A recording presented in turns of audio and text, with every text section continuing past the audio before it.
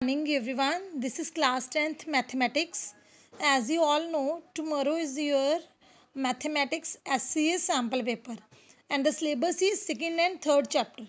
So we have done all the revision of these chapters. This is only a go through video कि सिर्फ एक ऊपर से concept है कि आपको क्या क्या करना है और कैसे करना है कल के सैम्पल पेपर की तैयारी के लिए। तो सबसे पहले सेकंड चैप्टर में पॉलिनोमियल्स है, उसके लिए आपको सबसे पहले पॉलिनोमियल्स चैप्टर में ये पता होना चाहिए कि ज़ीरो ऑफ अ पॉलिनोमियल का मीनिंग क्या होता है। तो आई रिपीट कि ज़ीरो ऑफ पॉलिनोमियल का मतलब ये होता है कि ऐसे एक्स के पॉइंट्स जिन पे उस पॉलिनोमियल की वैल्यू ज़ीरो हो जाए, तो वो जैसे हम एक्स की वैल्यूज़ बोलते हैं तो वही आपकी ज़ीरोज़ होती हैं।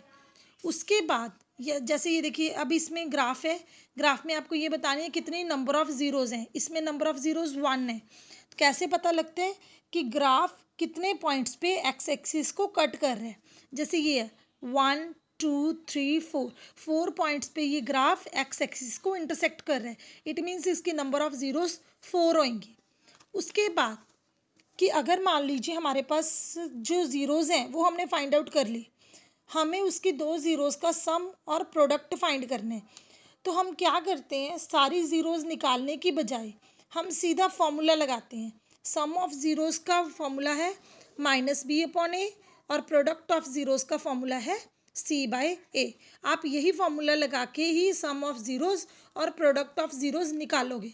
आपने ये वाला मेथड नहीं लगाना कि पहले ज़ीरोज़ फाइंड करिए कि 1 और 3 आ गई फिर उसकी एडिशन करके देखना, ये करने की ज़रूरत नहीं है।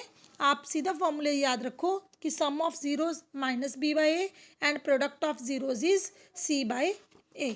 बस यही था इसका कॉन्सेप्ट। 2.3 हमारे सिलेबस में नहीं है, डिवीज़न एल्गोरिथम हमारे सिलेबस में से कट आउट हो चुका है। उसके बाद है थर्ड चैप्टर। थर्ड चैप्टर में आपको कुछ मेथड्स लगा के एक्स वाई की वैल्यूज़ निकालनी थी, मीन्स कि जो लीनियर इक्वेशंस हैं उनको सॉल्व करना था। तो सबसे फर्स्ट एक्सरसाइज में था कि आपको ग्राफ ड्रॉ करने थे।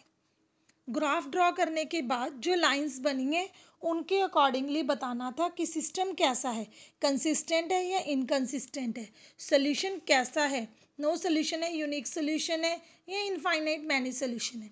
तो उसके लिए हम काफ़ी बार डिस्कस कर चुके हैं, फिर भी एक बार रिव्यू देख लीजिए कि अगर लाइंस आपकी इंटरसेक्ट करें तो यूनिक सोल्यूशन होता है और उसके लिए आपकी रेशो ऐसी आनी चाहिए, a1/a2 b1/b2 के इक्वल नहीं होना चाहिए। उसके बाद अगर लाइंस पैरेलल आ जाएं, अगर लाइंस पैरेलल हों तब हमारा नो सोल्यूशन होता है और नो सोल्यूशन के लिए हमारे पास ये थर्ड केस होता है, a1/a2 b1/b2 के इक्वल होते हैं लेकिन थर्ड वाले के इक्वल नहीं होता।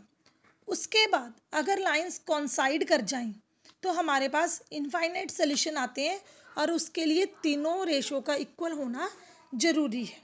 ये थे कुछ इम्पॉर्टेंट कॉन्सेप्ट्स जो आपको एमसीक्यू में पूछे जा सकते हैं। उसके बाद जो है आपकी जो इक्वेशन है उनको सॉल्व करके एक्स वाई की वैल्यूज़ निकालना।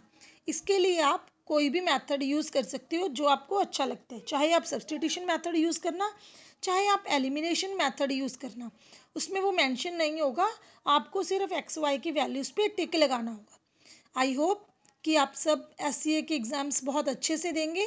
All the best to all of you. Thank you.